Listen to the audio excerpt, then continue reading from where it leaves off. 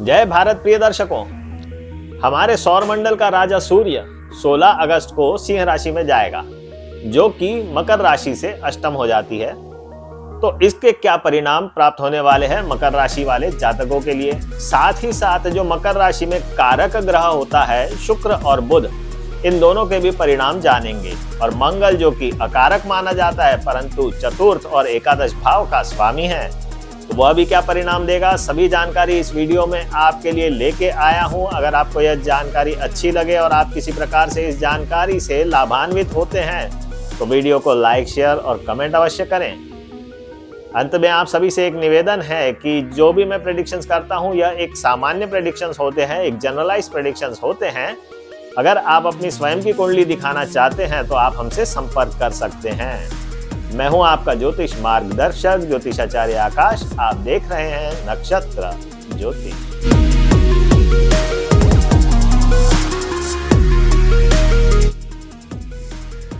तो शुरुआत करते हैं कि सूर्य किस प्रकार के परिणाम देगा। सूर्य वर्तमान में गोचर कर रहा है कर्क राशि में। कर्क राशि जो है वह मकर राशि से सप्तम राशि होती है और सूर्य जो स्वामी है अष्टम भाव का।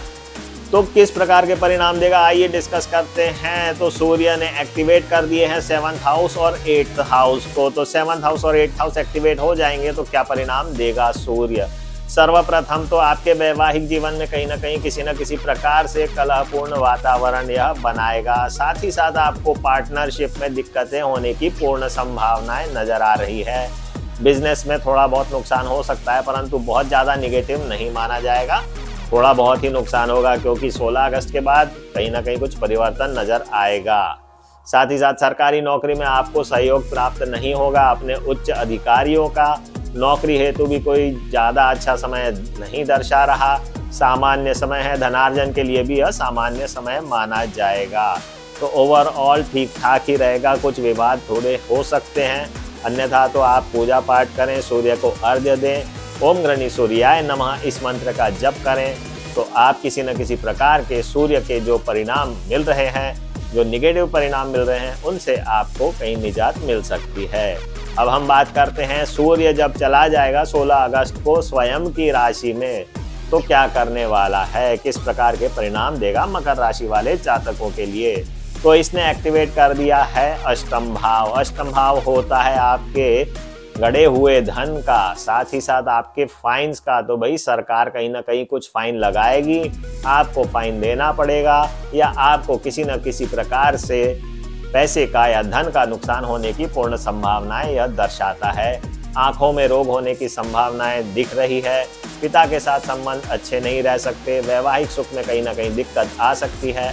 आत्मबल आपका कमजोर रहेगा। नौकरी में भी किसी का सहयोग प्राप्त होने की संभावनाएं कम नजर आ रही हैं। उपाय करके चलें, सूर्य के यंत्र की स्थापना करें और ओम गृणी सूर्याय नमः मंत्र का जप करें। अब हम बात करने वाले हैं कि मंगल किस प्रकार के परिणाम देगा मकर राशि वाले जातकों के लिए। बात करते हैं सौर मंडल के सेनापति की, जिसे कहा जाता है मंगल। तो मंगल है स्वामी चतुर्थ भाव का और एकादश भाव का और वर्तमान में यह गोचर कर रहा है वृषभ राशि से। वृषभ राशि यानी कि जिसका स्वामी शुक्र है और यह त्रिकोण भाव में आती है मकर राशि से। तो किसी न किसी प्रकार से यह लाभप्रद सिद्ध हो सकता है क्योंकि मंगल ने एक्टिवेट कर दिए हैं पंचम भाव, साथ ही साथ चतुर्थ भाव और एकादश भाव। परंतु यह आपको ध्यान रखना चाहिए कि मंगल जो है एक पाप ग्रह है, तो कहीं ना कहीं कुछ विवाद तो वह क्रिएट करेगा ही। अब चतुर्थ भाव का स्वामी है, एकादश भाव का स्वामी है और आपके त्रिकोण से गोचर कर रहा है, तो निश्चित रूप से कहीं ना कहीं कुछ ना कुछ लाभ तो आपको मिलेगा। मकान या जमीन जायदाद से संबंधित आपको अच्छे परिणाम मिल सकते हैं। संतान से कुछ विवाद हो सकता है। माता के साथ भी विवाद की संभावनाएं रहेंगी परंतु जमीन जायदाद में आपको लाभ ही मिलने की पूर्ण संभावनाएं यह दर्शा रहा है। वैवाहिक जीवन के बारे में देखा जाए तो पंचम से गोचर कर रहा है तो ठीक ठाक ही माना जाएगा, बहुत ज़्यादा अच्छा भी नहीं कह सकते। लव अफेयर्स के लिए भी ठीक ठाक ही माना जाएगा। अफेयर्स के लिए थोड़ा बहुत यह फेवरेबल है परंतु क्योंकि मंगल विवाद देता है तो विवाद करवाएगा ही करवाएगा, यह आप मान के चलें। व्यापार हेतु तो बहुत अच्छे परिणाम दर्शा रहा है। साथ ही साथ धनार्जन की स्थिति जो है वह अच्छी ही नजर आ रही है। ओवरऑल मंगल के परिणाम सो एंड सो है, सामान्य है। अब हम बात करेंगे कि मंगल का गोचर जब हो जाएगा मिथुन राशि से तो क्या परिणाम देगा।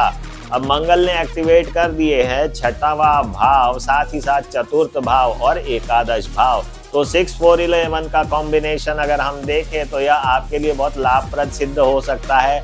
आपकी रेंटल इनकम या आपको जमीन जायदाद से इनकम बहुत मिलेगी।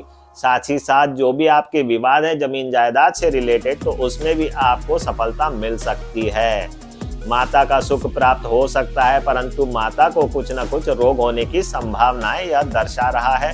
खासकर किसी प्रकार का ज्वर हो सकता है या ब्लड रिलेटेड डिसऑर्डर्स हो सकते हैं। अब बात करेंगे कि मंगल और क्या परिणाम दे सकता है। तो मंगल छोटे भाई का कारक है, तो छोटे भाई से विवाद होने की संभावनाएं बिल्कुल यह दर्शाता है। आपको स्वयं को थोड़ा सा ध्यान रखना है, बीपी का प्रॉब्लम आपका बढ़ सकता है। तो यह तो थे मंगल के परिणाम। अब हम बात करेंगे कि बुध किस प्रकार के परिणाम दे रहा है। चलिए बात करते हैं बुध की, जो कि सौर मंडल का राजकुमार माना जाता है और इसका फेवरेबल कलर है ग्रीन यानी कि हरा। बुध स्वामी हो जाता है छठवें भाव का, साथ ही साथ यह स्वामी है नवम भाव का और वर्तमान में यह गोचर कर रहा है सिंह राशि से, जो कि अष्टम भाव की राशि मानी जाती है। डेफिनेटली बिल्कुल यह मान के चले आपकी 8th हाउस का एक्टिवेशन हो गया है। 6th का लॉर्ड है और 9th का भी लॉर्ड है। 6, 8 और 9 का कॉम्बिनेशन है, तो कहीं ना कहीं आपको फाइनेंशियल प्रॉब्लम्स यह दिलवाने वाला है। फाइनेंसेस में कुछ ऐसे डिसीजंस होंगे जिससे आपको नुकसान होने की पूर्ण संभावनाएं यह दर्शा रहा है। स्किन एलर्जी हो सकती है या आपको किसी न किसी प्रकार की एलर्जीज, अन्य एलर्जीज जो होती है वह होने की संभावनाएं हैं। स्किन रैशेस हो सकती है, सर्दी खांसी का प्रॉब्लम हो सकता है। फाइनेंस के मामले में देखा जाए तो मैं जैसा बता चुका हूं कि कहीं ना कहीं नुकसान की तो पूर्ण संभावनाएं दर्शा ही रहा है। पिता को रोग यह देने की पूर्ण संभावनाएं दिखा रहा है। साथ ही साथ आपको वैवाहिक जीवन में भी ज्यादा सुखानुभूति नहीं देगा।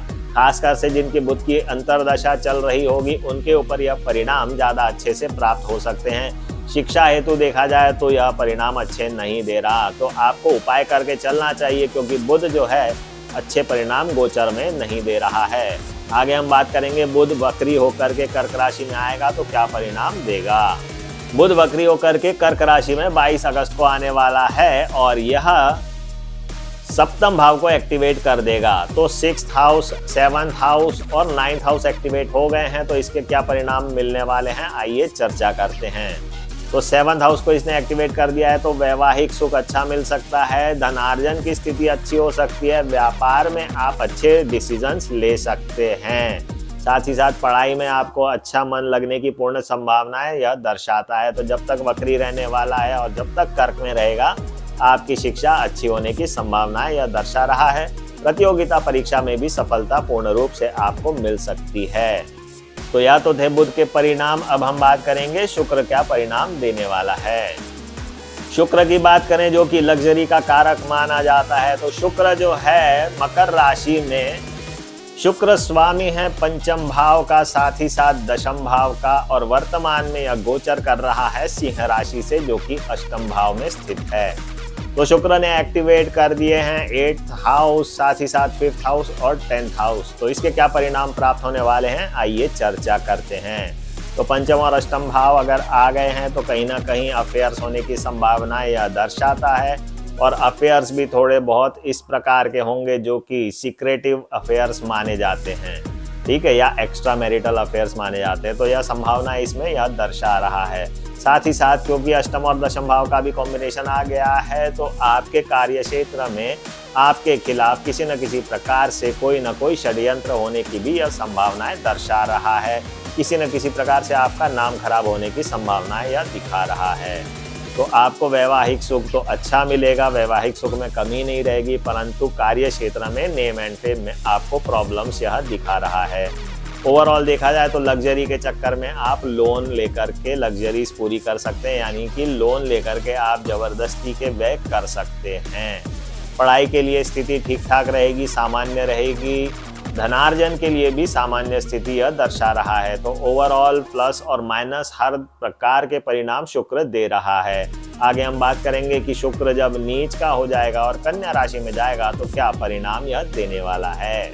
शुक्र कन्या राशि में जाएगा तो नवम भाव को एक्टिवेट कर देगा। तो नवम भाव के साथ जब पंचम भाव और दशम भाव एक्टिवेट हो जाएगा तो आपको नौकरी में परिवर्तन की पूर्ण संभावना यह दर्शाता है। साथ ही साथ संतान के योग भी यह दर्शा रहा है। तो वैवाहिक जीवन का सुख अच्छा मिलेगा। ओवरऑल कार्य क्षेत्र में फिर सभी का सहयोग मिलने वाला है और तरक्की की संभावनाएं बनी रहेंगी। विदेश में आप कार्य करना चाहते हैं तो विदेश में भी आपके कार्य जो है वह हो जाएंगे या विदेश में नौकरी लगने की पूर्ण संभावनाएं बनी रहेंगी। तो ओवरऑल देखा जाए तो शुक्र अच्छे ही परिणाम देगा। शिक्षा के लिए भी उत्तम हो जाएगा, साथ ही साथ धनार्जन के लिए भी अच्छा रहने वाला है और वैवाहिक सुख के लिए भी अच्छा रहेगा। तो यह तो थे शुक्र के परिणाम जब वह कन्या राशि में चला जाएगा। यह तो थी पूरी जानकारी मकर राशि वाले जातकों के लिए कि सूर्य, मंगल, बुध और शुक्र क्या परिणाम देने वाले हैं। आपको यह जानकारी अच्छी लगी तो लाइक, शेयर और कमेंट अवश्य करें। साथ ही साथ आप मुझसे संपर्क करना चाहते हैं, आपकी कुंडली दिखाना चाहते हैं तो नंबर्स दिए हुए हैं। और आपको रुद्राक्ष चाहिए, रत्न चाहिए, यंत्र चाहिए तो भी आप हमसे संपर्क करें। आज के लिए इतना ही प्रिय दर्शकों। जय भारत।